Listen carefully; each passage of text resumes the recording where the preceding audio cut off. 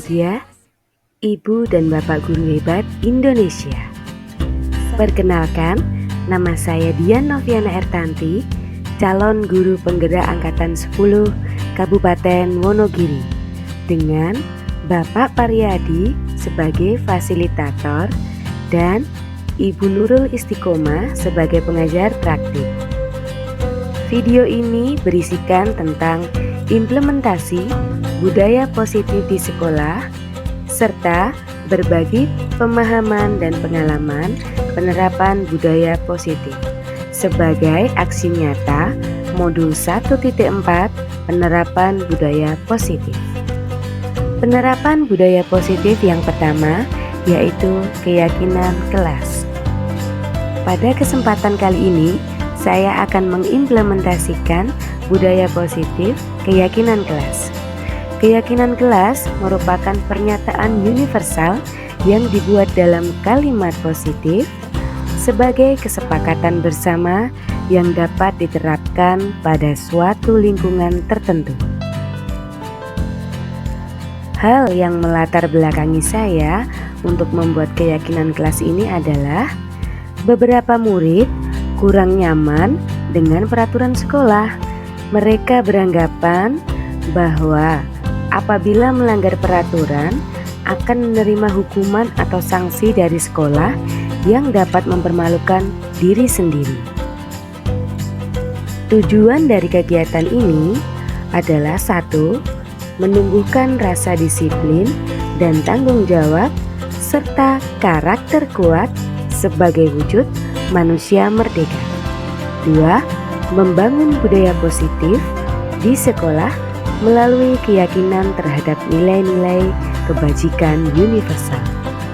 Tolok ukur kegiatan ini ketika murid mampu meyakini dan menerapkan keyakinan kelas yang telah dibuat berdasarkan kesepakatan bersama.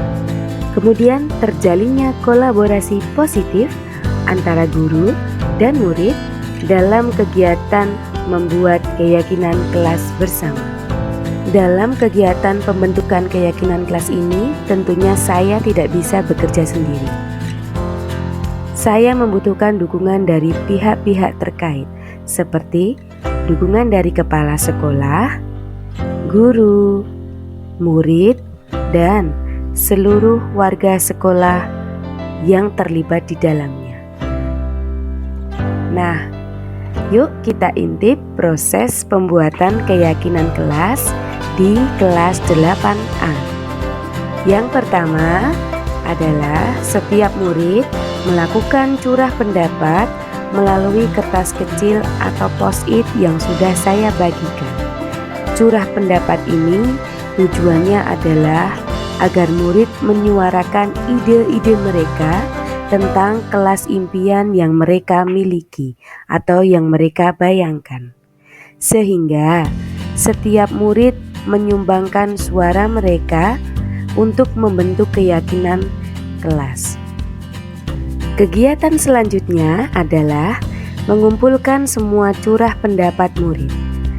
Setelah murid selesai menuliskan curah pendapat mereka, mereka dapat menempelkan lembar curah pendapat tersebut kepada tempat yang sudah dipersiapkan. Setelah semuanya terkumpul, kemudian saya bersama murid mengelompokkan curah pendapat yang dalam kategori sama. Kemudian kami menyusun keyakinan kelas dengan kalimat-kalimat positif. Tidak lupa meninjau kembali curah pendapat yang dipilih sebagai keyakinan kelas. Setelah keyakinan kelas terbentuk, kemudian kami melakukan pengesahan keyakinan kelas dan penempelan lembar keyakinan kelas di area kelas yang strategis. Dalam artian, setiap murid dapat melihat keyakinan kelas dengan mudah. Assalamualaikum warahmatullahi wabarakatuh. Perkenalkan, nama saya Dimas Dr. Waris dari kelas 8A. Di sini saya ingin menyampaikan perasaan saya setelah terbentuknya keyakinan kelas di kelas 8A. Perasaan saya sangat senang karena saya dapat memberikan pendapat tentang kelas yang saya impikan. Harapan saya semoga kelas 8A menjadi lebih tertib, aman, dan tentram, dan terhindar dari kasus-kasus yang sering disampaikan oleh Bapak dan Ibu. Sekian, terima kasih. Wassalamualaikum warahmatullahi wabarakatuh. Dalam tahapan pembentukan keyakinan kelas ini, saya merasa senang sekaligus bangga kepada murid saya kelas 8A. Dengan pembentukan keyakinan kelas ini dapat membuat mereka disiplin, kemudian bertanggung jawab terhadap apa yang akan mereka lakukan. Keyakinan kelas ini juga bisa membangkitkan motivasi intrinsik mereka untuk lebih disiplin, mentaati apa saja yang telah mereka sepakati dan mereka yakini. Pada akhirnya, keyakinan kelas ini akan membentuk mereka menjadi pribadi yang lebih kuat dan merdeka. Selanjutnya adalah penerapan budaya positif yang kedua melalui kegiatan Gaspol, giat asyik vlogging. Kira-kira apa sih Gaspol itu? Gaspol merupakan akronim dari giat asyik vlogging. Vlogging merupakan aktivitas jalan kaki atau jogging bersama dengan kegiatan pungut sampah sepanjang jalan yang dilalui sebagai wujud budaya positif pelestarian lingkungan. Latar belakang dari kegiatan Gaspol ini adalah 1. Kurangnya kesadaran murid untuk menjaga kebersihan dan keasrian lingkungan sekolah. 2. Rasa cinta dan pelestarian lingkungan harus ditanamkan sejak dini. 3. Memaksimalkan program dispensasi sekolah sehat. Tujuan dari kegiatan ini adalah menumbuhkan motivasi intrinsik pada murid untuk menjaga dan melestarikan lingkungan. Kemudian, menumbuhkan kebiasaan murid terhadap pengkondisian, pemilahan, hingga pemanfaatan sampah. Tolok ukur keberhasilan kegiatan ini dapat dilihat dari terciptanya lingkungan sekolah yang bersih, nyaman, dan asri. Kemudian, murid peduli terhadap sampah yang berserakan atau tidak dibuang di tempat sampah. Murid terbiasa membuang sampah di tempat sampah. Dalam kegiatan Gaspol ini, tentunya saya tidak bisa bekerja sendiri. Saya membutuhkan dukungan penuh dari kepala sekolah, guru, murid, dan seluruh warga sekolah yang terlibat, terutama tim dari Sekolah Sehat Dispensasi. Nah, berikut tahapan kegiatan Gaspol. Yang pertama, tentunya saya melakukan perencanaan tentang kegiatan Gaspol ini. Kemudian saya melakukan konsultasi kegiatan dengan kepala sekolah. Pada tahapan ini, saya menerima segala bentuk masukan atau saran dari kepala sekolah yang mendukung program ini agar berjalan dengan lancar dan sukses, terutama memberikan manfaat kepada murid dan membangun budaya positif di sekolah. Pada tahap persiapan, saya melakukan kolaborasi dengan rekan guru sekaligus tim sekolah sehat yang nantinya akan mendukung kegiatan Gaspol ini. Setelah berkolaborasi tentang kegiatan yang akan dilakukan dengan rekan guru serta tim dispensasi sekolah sehat, tidak lupa juga saya mensosialisasikan kegiatan dengan murid. Tujuannya agar murid memiliki pengetahuan awal tentang kegiatan yang akan dilakukan dan apa tujuan dari kegiatan ini. Kemudian pada tahapan pelaksanaan atau aksi nyata Gaspol. Pada kegiatan ini saya terapkan di jam pelajaran PJOK pada kelas 8A dan 9A. Kegiatan ini masih terbatas pada kegiatan per kelas. Belum saya terapkan untuk kegiatan seluruh murid di SMP Negeri 1 Sidoarjo. Karena sumber daya manusia kami yang terbatas untuk mengawasi murid ketika melaksanakan kegiatan vlogging di sekitar sekolah yang dimana sekolah kami berada di pinggir jalan raya. Tentunya ini akan menjadi sebuah hambatan atau persoalan yang perlu kami pikirkan solusinya. Tetapi untuk kedepannya saya tetap akan berusaha untuk mengaplikasikan kegiatan ini secara bersama-sama untuk seluruh murid di SMP Negeri 1 Sidoarjo.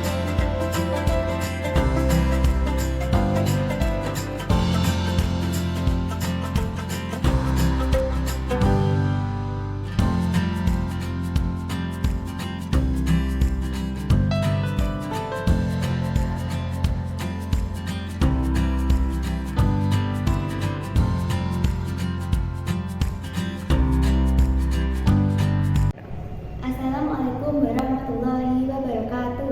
Perkenalkan, nama saya Rahma Filawati dari kelas 8A. Di sini saya akan menyampaikan mengenai pendapat saya setelah melakukan kegiatan vlogging bersama teman-teman saya. Menurut saya kegiatan vlogging ini merupakan kegiatan yang asik, menyenangkan karena bisa bercanda bersama teman-teman sambil membuat sampah di jalan-jalan.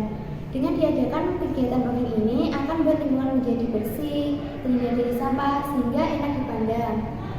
Sekian dari saya, itu dia pendapat saya mengenai vlogging. Wassalamualaikum warahmatullahi wabarakatuh. Dalam kegiatan ini, saya sangat merasa senang sekaligus bangga dengan peserta didik kelas 8 dan kelas 9 karena mereka telah berhasil mengikuti kegiatan Gaspol dengan baik. Kegiatan Gaspol ini dapat menumbuhkan motivasi intrinsik bagi murid untuk mencintai dan melestarikan lingkungan hidup. Seperti yang kita ketahui, selama ini kita hanya berpikir bagaimana caranya kita bisa dengan cepat menyesuaikan diri dengan perubahan teknologi yang ada. Tetapi terkadang kita lupa berpikir bahwa bumi yang kita injak ini, lingkungan yang kita tempati ini, semakin hari semakin lama akan semakin rusak. Maka dengan kegiatan Gaspol ini dapat mengingatkan kembali kepada murid sekaligus kita sebagai guru bahwasanya kita perlu menjaga lingkungan hidup dan menjaga pelestarian lingkungan untuk kelangsungan hidup kita di masa depan.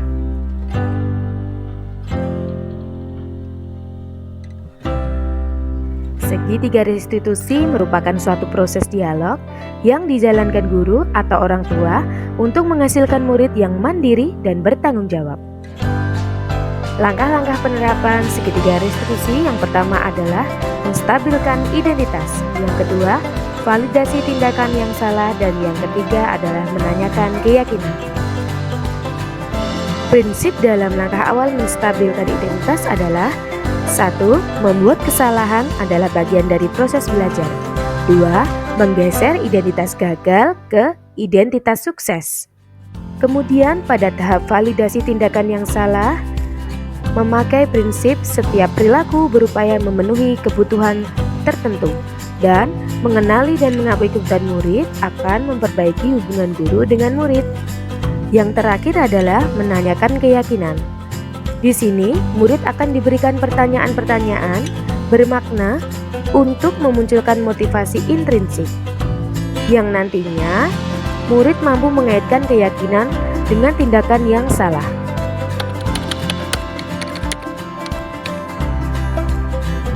Dimas, bagaimana kabarmu hari ini? Ya seperti ini Bu, kadang baik, kadang tidak.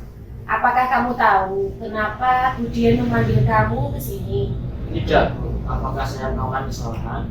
Dimas, saya mendapat laporan bahwa akhir-akhir ini kamu sering tidur-tiduran dan tidak mendengarkan Bapak Ibu guru yang sedang mengajar. Biasanya kan kamu tidak seperti itu. Apakah itu benar? Bagaimana ya Bu? Tidak apa-apa Dimas, silahkan cerita kepada Budian, karena setiap manusia itu pasti memiliki permasalahan.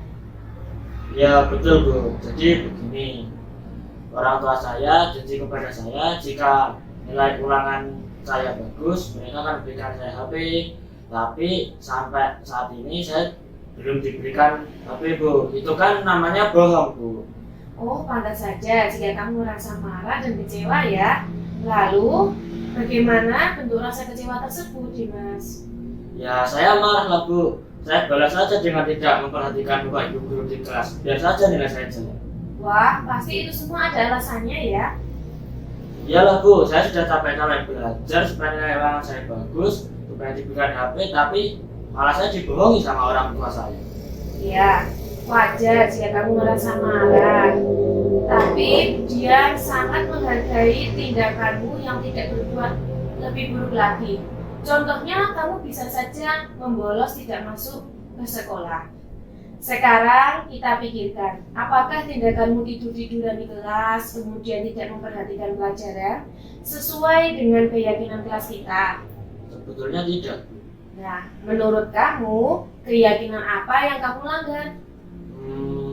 Keyakinan tentang menghargai dan menghormati Bapak Ibu guru yang sedang mengajar.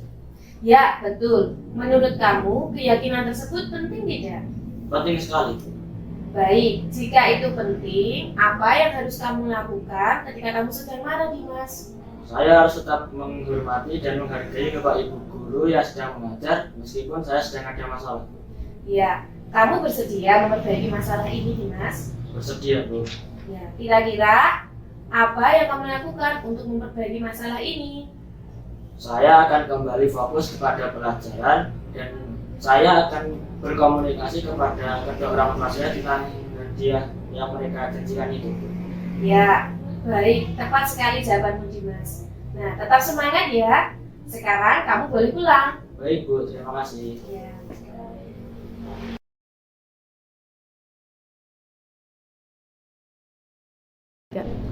Assalamualaikum warahmatullahi wabarakatuh. Nama saya Dimas Bagus Nurkolis dari kelas 8A. Saya merasa lega setelah diajak mengobrol dengan Budian untuk menghargai dan menghormati orang lain meskipun saya sedang ada masalah. Saya harus lebih bersabar dan menghargai Bapak Ibu guru yang sedang mengajar di kelas. Wassalamualaikum warahmatullahi wabarakatuh. Setelah melakukan penerapan budaya positif di lingkungan sekolah atau kelas, saya membagikan pemahaman dan pengalaman dalam bentuk sesi berbagi praktik baik kepada rekan sejawat di SMP Negeri 1 Sidoarjo.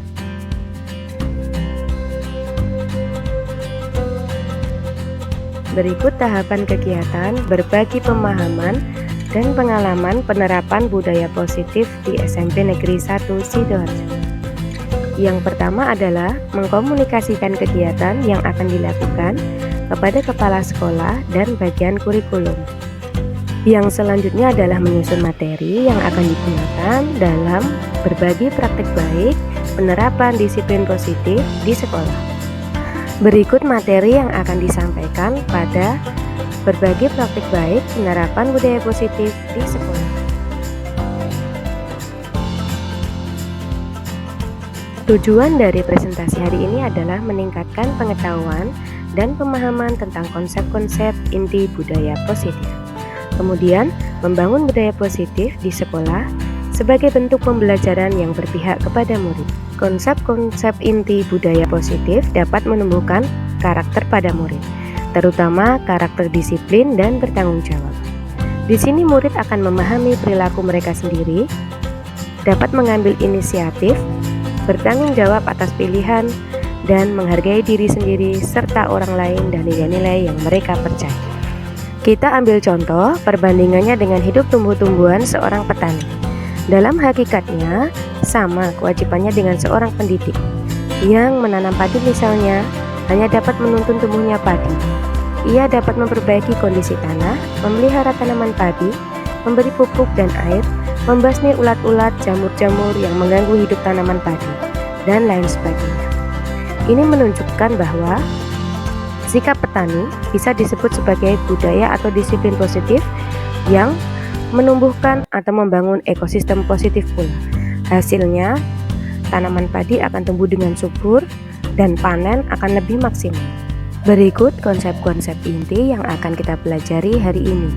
Ada motivasi perilaku manusia, hukuman dan penghargaan, kebutuhan dasar manusia, posisi kontrol restitusi, keyakinan sekolah atau kelas, dan yang terakhir adalah penerapan segitiga restitusi. Yang pertama adalah motivasi perilaku manusia, serta hukuman dan penghargaan.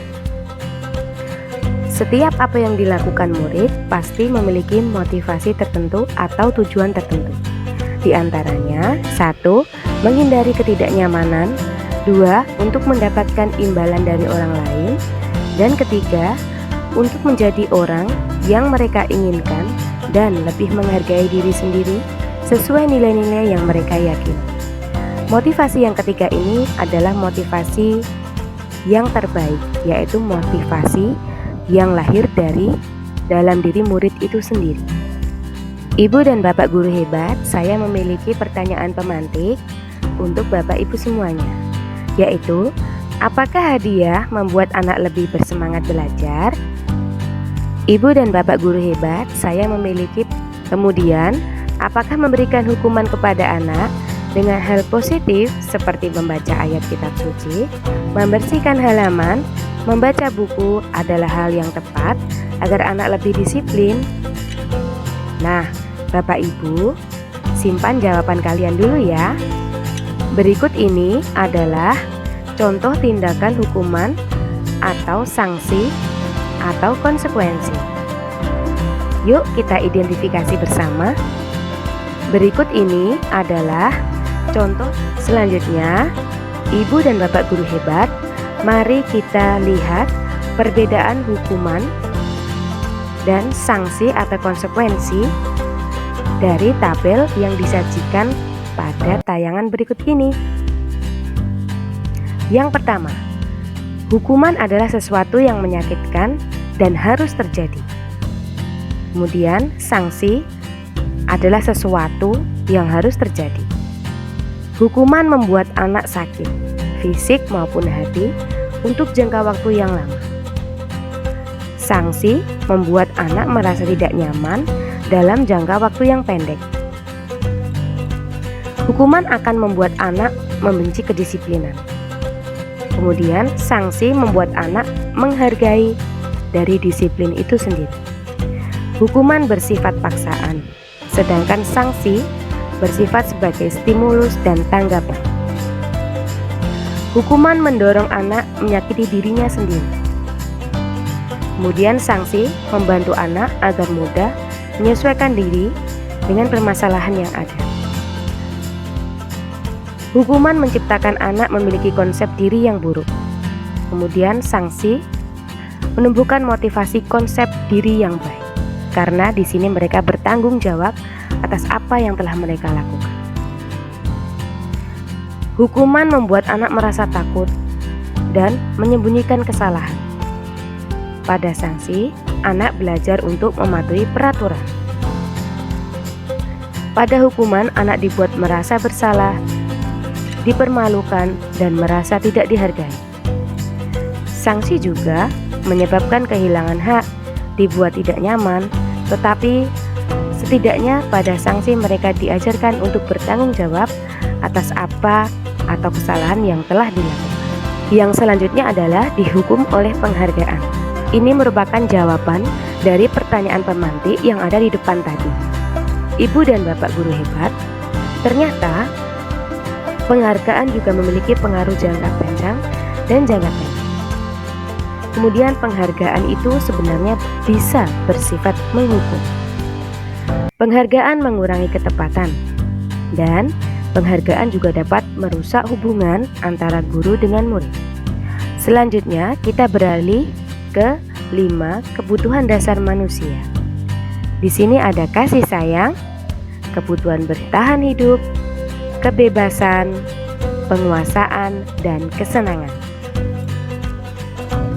Selanjutnya adalah 5 posisi kontrol. Di sini terdapat 5 posisi kontrol, yaitu sebagai penghukum, membuat orang merasa bersalah, sebagai teman, sebagai pemantau, dan sebagai manajer.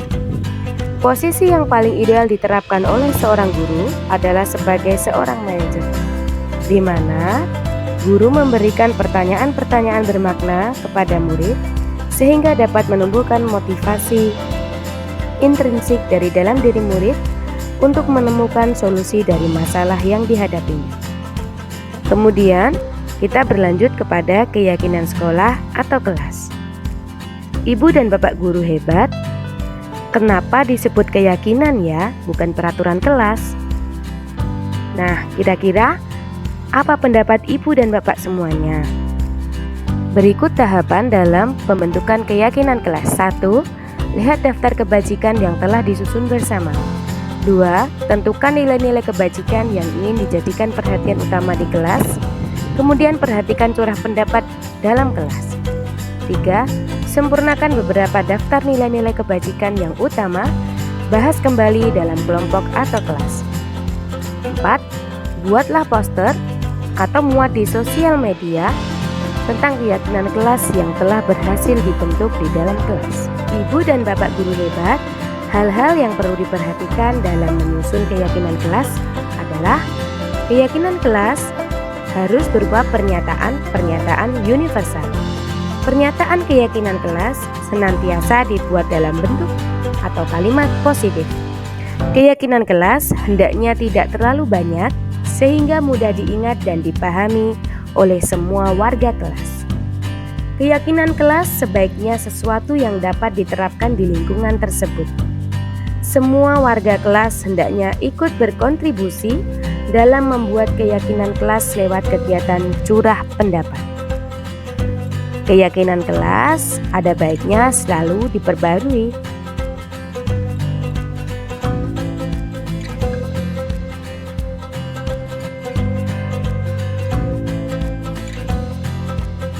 Berikutnya adalah segitiga restitusi.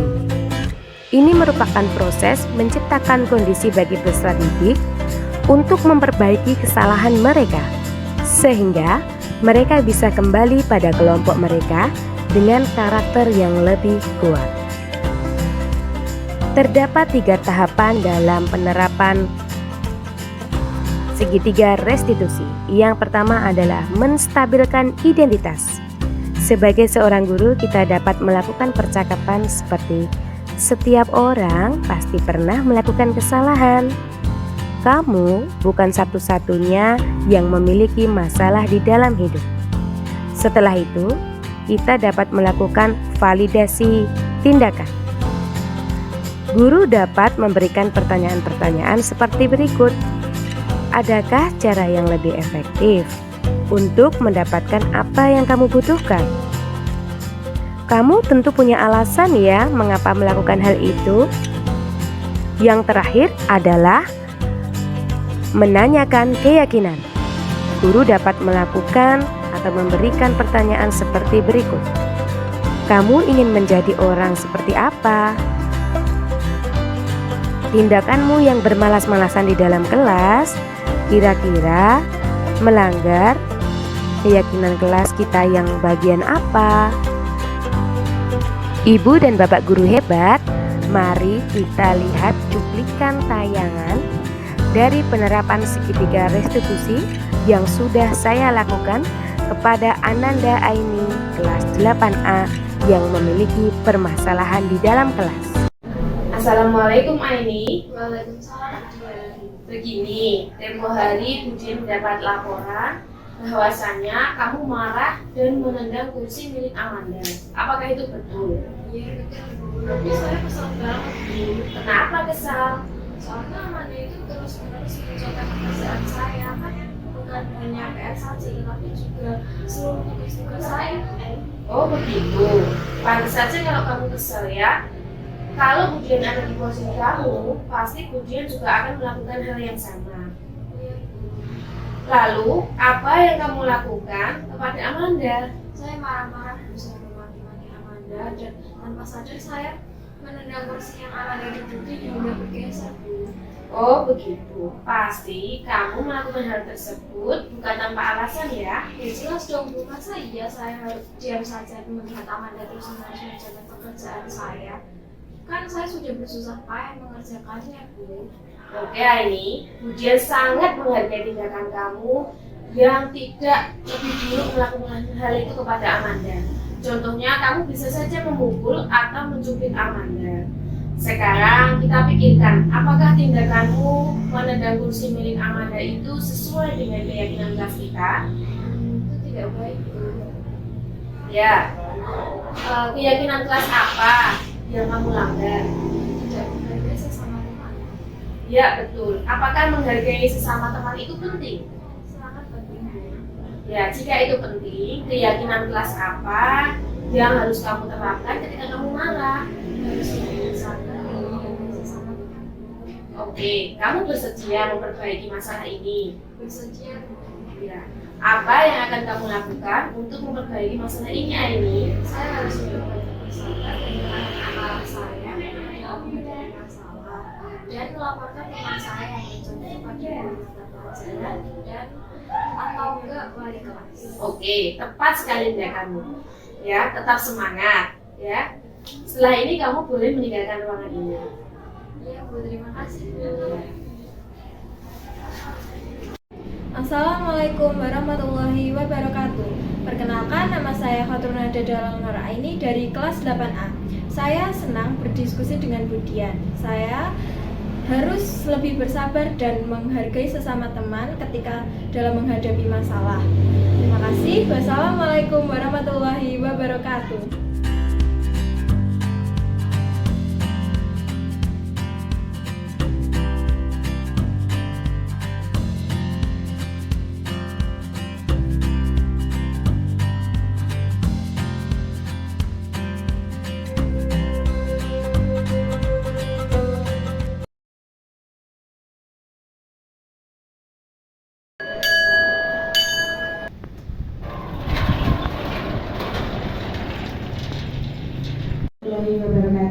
Wabarakatuh.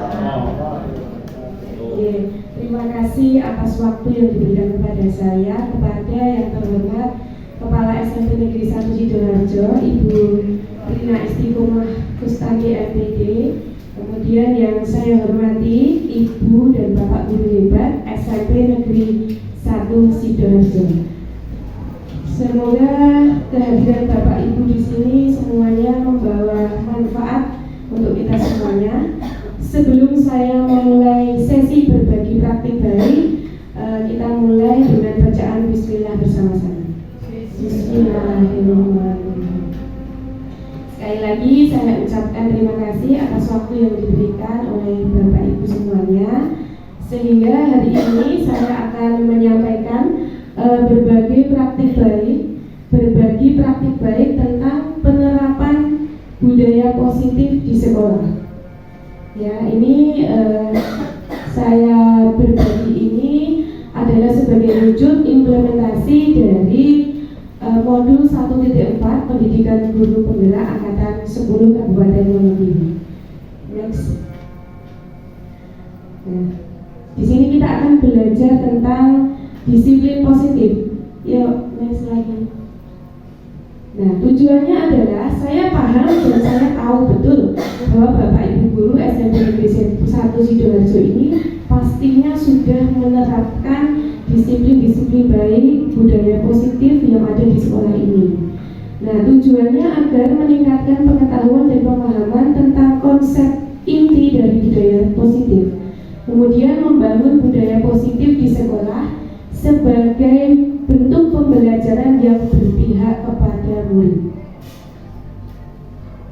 Nah, ternyata Bapak Ibu, konsep dari budaya ini nanti, budaya positif ini nanti ada beberapa, ya. Untuk murid sendiri, ini manfaatnya adalah bisa menumbuhkan karakter, terutama karakter disiplin dan bertanggung jawab. Disiplin yang seperti apa, bertanggung jawab yang seperti apa, yaitu mereka akan menumbuhkan motivasi intrinsik dalam memahami perilaku mereka sendiri, dalam mengambil inisiatif, kemudian bertanggung jawab atas pilihan, serta mereka akan menjadi pribadi yang menghargai diri sendiri dan orang lain. Next.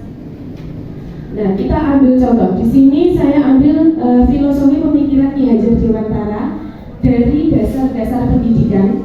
Okay. Guru itu diibaratkan sebagai petani. Nah, tumbuhan seorang petani itu diibaratkan adalah seorang murid. Tumbuhan seorang petani dalam hakikatnya sama kewajibannya dengan seorang pendidik yang menanam padi misalnya hanya dapat menuntun tumbuhnya padi. Ia dapat memperbaiki kondisi tanah, memelihara tanaman padi, memberi pupuk dan air, membasmi ulat atau jamur. Kemudian yang mengganggu hidup tanaman padi dan lain sebagainya. Kalau ulatnya sudah dibasmi, jamurnya sudah dibasmi, diberi perawatan, nah itu akan memberikan dampak positif pada tanaman itu sendiri, yaitu hasil panennya meningkat. Apa hubungannya dengan budaya positif?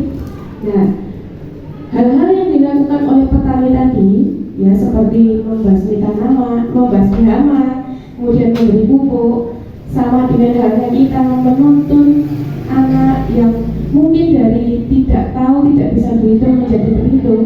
Itu tadi adalah sikap positif atau budaya positif yang nantinya akan menciptakan ekosistem positif. Ekosistem adalah sekolah kita ini, sekolah yang positif, sekolah yang nyaman, aman, menyenangkan bagi murid. Next. Nah, di sini ada konsep inti dari disiplin positif. Nanti kita belajar motivasi perilaku manusia, ada hukuman dan penghargaan. Kemudian ada kebutuhan dasar manusia, posisi kontrol restitusi, keyakinan sekolah atau kelas, dan yang terakhir adalah segitiga restitusi. Kita ke yang motivasi perilaku manusia. Setiap murid atau manusia, kita melakukan sesuatu itu ada alasannya. Nah, bisa jadi kita mendapatkan sesuatu itu adalah sebuah bentuk alasan kita kenapa kita melakukan hal tersebut.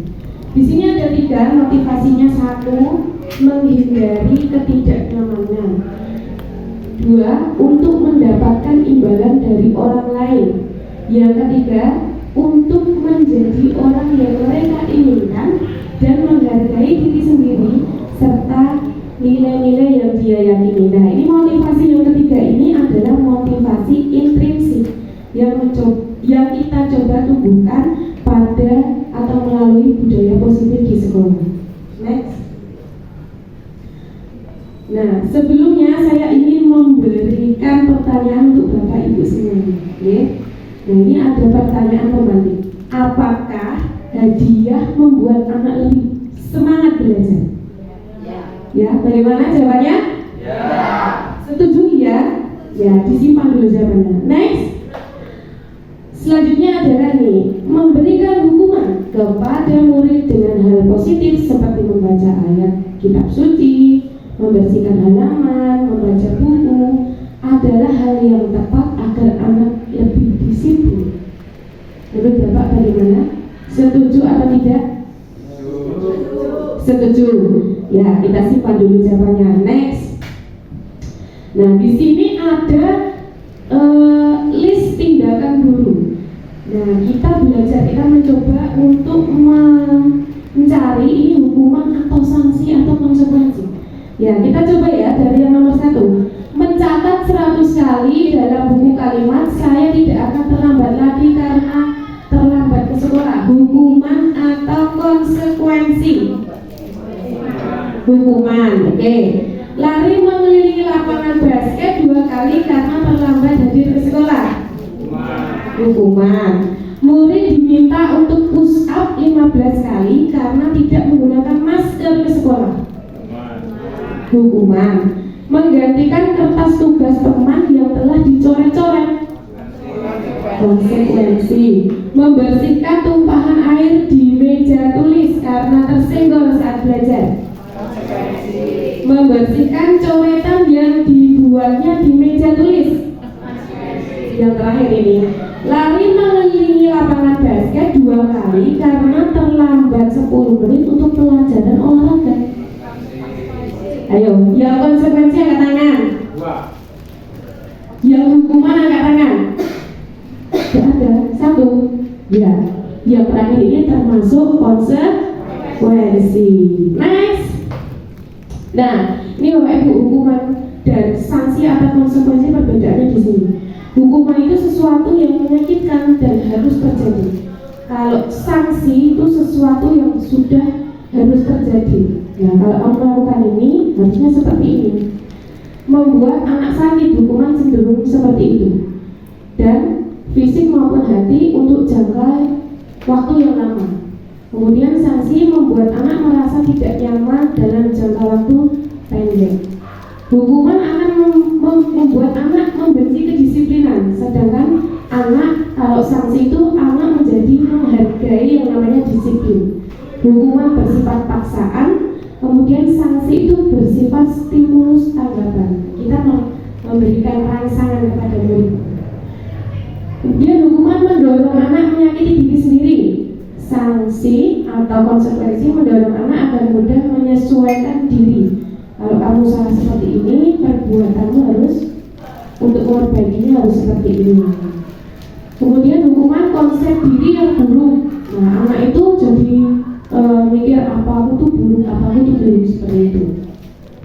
Kemudian sanksi itu membuat anak memiliki anggapan bahwa dirinya, oh saya sudah bertanggung jawab, ya, konsep diri yang baik. Kemudian hukuman anak belajar untuk menyembunyikan kesalahan karena takut dihukum.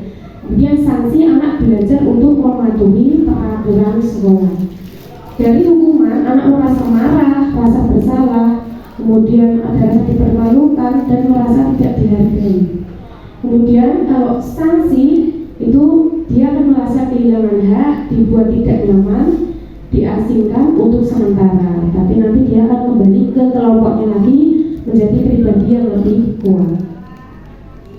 Kemudian, nah, yang kedua dihukum oleh penghargaan. Tadi, apakah penghargaan atau hadiah itu bisa meningkatkan semangat murid? Nah, ini mungkin jawabannya akan ditemukan di sini.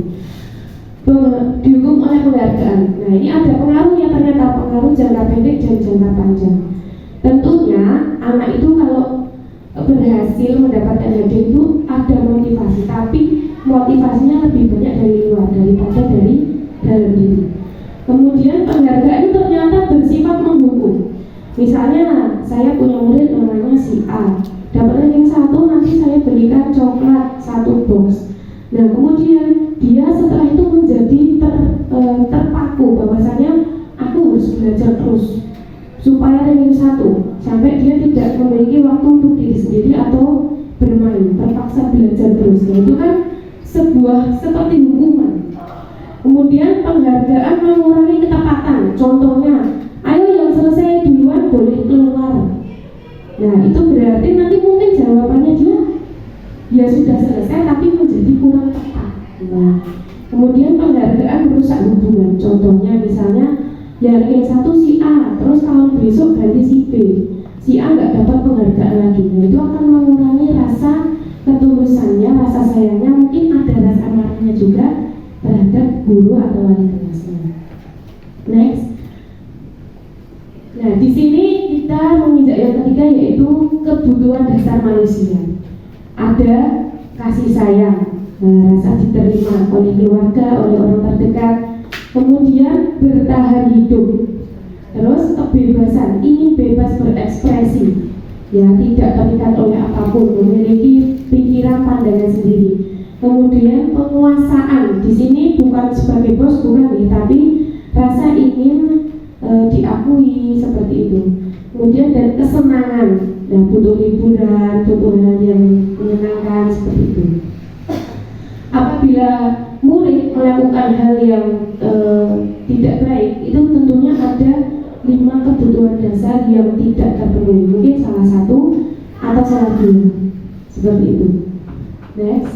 Nah, lanjut ke 5 posisi kontrol. Di sini ada posisi penghukum, pembuat orang merasa bersalah, teman sebagai teman, pemantau, dan manajer. Kalau penghukum, guru pasti berkata seperti ini, kalau kamu tidak melakukannya, awas ya, rasakan akibatnya. Kemudian pembuat orang merasa bersalah, guru pasti akan berkata, kamu seharusnya sudah tahu, ibu lelah sekali melakukannya, ibu capek, ibu stres. Nah, ya. Kalau sebagai teman ini yang biasanya saya lakukan juga, ayolah lakukan demi saya, nanti saya biar tidak dimarahi di kepala. Nah, seperti itu. Kemudian kalau sebagai posisi kontrol pemantau, nah ini selalu menanyakan peraturan. Apa peraturannya? Ya, silahkan kamu tolong mengerjakan tugas, saya tungguin sampai selesai. Nah, itu adalah tipe pemantau. Kemudian ada satu lagi, manajer. Ini adalah tipe yang paling ideal untuk diterapkan Bapak Ibu guru. Ini di sini kita berdialog dengan siswa, mengajukan pertanyaan, kemudian ada dialog seperti ini. Apa yang kita yakini, apa yang bisa kita kerjakan untuk memperbaiki masalah ini, dan lain sebagainya. Kalau Bapak Ibu semua kira-kira di posisi mana? Teman, pemantau, Pak Larto pemantau, Buningan pemantau, Pak Larto SPD pemantau, kemudian ada Pak Marioto pemantau, Bu Eni teman, Pak Masis teman juga, ya, Bu Sulis pemantau, Bu Marlina pemantau dan teman. Oke, next. Nah, selanjutnya di keyakinan sekolah atau kelas, saya yakin Bapak Ibu sudah belajar di PMM, sudah ada nih. Nah, kenapa keyakinan kelas bukan peraturan kelas? Ya, karena apa? Nilai-nilai kebajikan atau hal-hal disiplin positif itu menekankan bahwa pada keyakinan seseorang akan lebih memotivasi seseorang dari dalam. Makanya dibuat keyakinan, bukan peraturan. Kalau keyakinan itu harapannya memotivasi dari dalam. Next. Tahapannya, lihat daftar kebajikan yang telah disusun atau hal baik yang disusun oleh anak-anak. Kemudian kita sebagai guru menentukan nilai-nilai kebajikan yang ingin dijadikan perhatian utama. Sempurnakan daftar nilai-nilai kebajikan yang utama. Kemudian jangan lupa dibahas lagi. Setelah fix, bisa dibuat poster dan dicetak atau dimuat di sosial media sebagai bentuk keyakinan sekolah atau kelas. Next. Nah, yang harus diperhatikan adalah ketika di dalam kelas, ya, keyakinan kelas itu harus berupa pernyataan-pernyataan yang umum atau universal. Jangan terlalu detail. Kalau detail nanti menjurus ke peraturan. Kemudian pernyataan keyakinan kelas senantiasa dibuat dalam bentuk positif, tidak dibuat terlalu banyak. Ya. Sebaiknya sesuatu yang dapat diterapkan di kelas tersebut dan semua warga berkontribusi dalam membuat keyakinan tersebut. Dan ada baiknya keyakinan kelas selalu diperbarui setiap 1 semester. Nah, ini yang terakhir di segitiga restitusi. Nah, segitiga restitusi adalah merupakan pendekatan ya ini. Proses menciptakan kondisi bagi peserta didik untuk memperbaiki kesalahan mereka sehingga mereka bisa kembali kepada kelompok dengan pribadi yang lebih kuat, lebih baik. Nah, ada tahapan-tahapan. Next, tahapan dari segitiga restitusi ini satu, menstabilkan identitas. Jadi ketika anak punya masalah, kita bisa menerapkan posisi kontrol sebagai manajer, kemudian menerapkan langkah-langkah segitiga restitusi. Yang pertama, menstabilkan identitas dengan beberapa pernyataan atau pertanyaan. Tidak apa-apa nak, setiap orang itu pasti memiliki masalah. Terus kamu bukan satu-satunya yang memiliki masalah. Kita tenangkan dari identitas gagal karena saya merasa bersalah menjadi identitas yang berhasil. Kemudian setelah menstabilkan identitas, kita ke validasi tindakan yang salah, contohnya atau perbuatan yang tidak baik. Kamu tentunya punya alasan kenapa kalian melakukan ini, seperti itu. Kemudian untuk selanjutnya adalah setelah validasi tindakan tersebut, menanyakan keyakinan. Nilai-nilai apa yang telah kamu langgar? Kamu mau menjadi orang yang seperti apa? Dengan begitu, di dalam itu kita akan mengiring siswa atau murid menemukan solusinya sendiri. Nah, seperti itu kira-kira. Nah, ini ada penerapan segitiga restitusi. Ini ada filmnya. Setelah ini, next. Assalamualaikum Aini. Waalaikumsalam.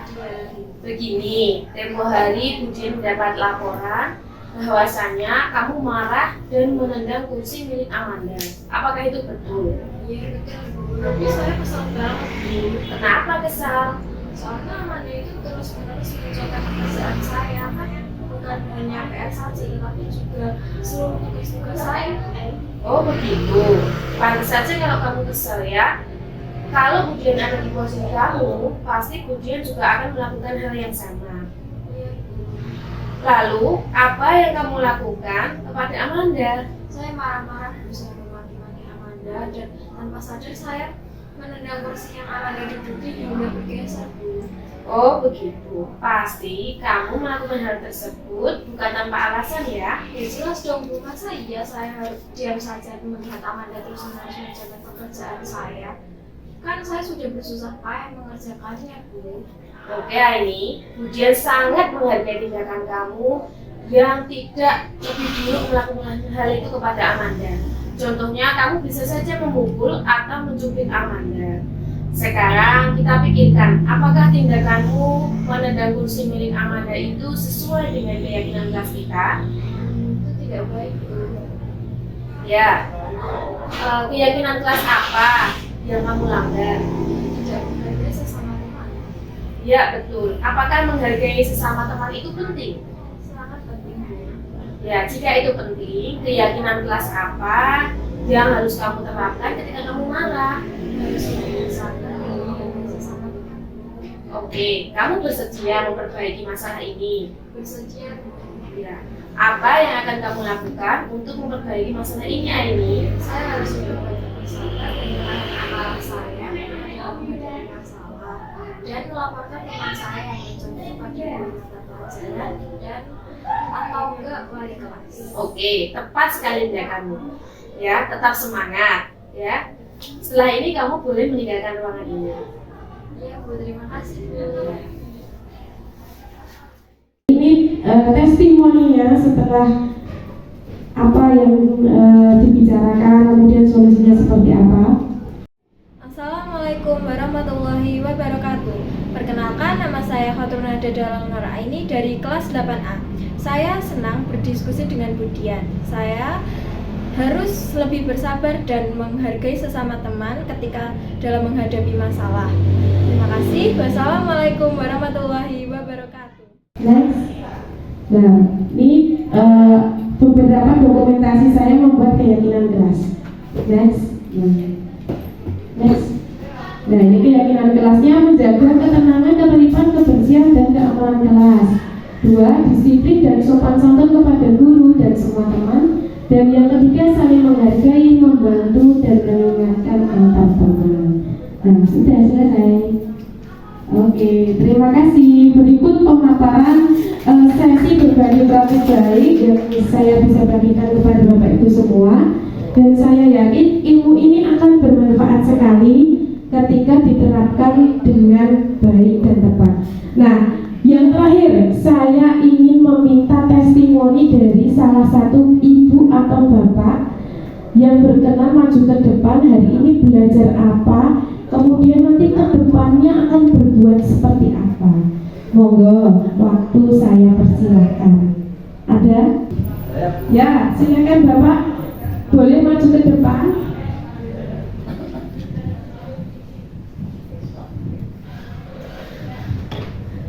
Bapak Ibu yang saya hormati, mohon maaf, rangkumannya saya coret-coret ya, karena saya sering lupa. Dengan penerapan disiplin positif, ya, dengan berbagai bentuknya, kegiatan itu tentu saja akan menumbuh kembangkan motivasi dari dalam diri siswa itu sendiri. Sehingga sesuatu yang tumbuh dengan niat dari dirinya sendiri tentu akan terpendam, terpatri di memori atau di hati peserta didik tersebut, sehingga dengan ikhlas melakukan segala hal yang menjadi keyakinan. Kemudian hal ini akan menjadi posisi ini akan menjadi kontrol, jadi guru akan lebih mudah bagi seorang guru supaya dengan ideal menjadikan seorang guru sebagai manajer, di mana guru atau saya memberi kesempatan pada murid untuk dapat menemukan masalahnya sendiri. Demikian Bu, sedikit, semoga bermanfaat. Terima kasih. Maaf Pak, kurang satu lagi Pak. Kedepannya itu mau melakukan apa setelah ini kira-kira? Ya, setelah saya rangkum dengan yang kedua hal yang saya sampaikan tadi, harapannya dan mohon dukungannya saya akan menyelesaikan tahapan pembuatan keyakinan kelas saya. Demikian. Oke, luar biasa sekali, kita beri tepuk tangan untuk Pak Sunarto. Yang selanjutnya beliau akan melakukan tindak lanjut untuk menyelesaikan pembentukan keyakinan kelas. Saya harap Ibu dan Bapak semuanya juga melakukan hal yang sama. Atau mungkin pasti sudah ada satu atau dua Bapak yang menyelesaikan keyakinan kelas, karena itu merupakan topik yang ada di platform Merdeka Mengajar. Mungkin itu sedikit yang bisa saya sampaikan terkait sesi berbagi di modul 1.4 pendidikan guru penggerak. Saya mohon dukungannya.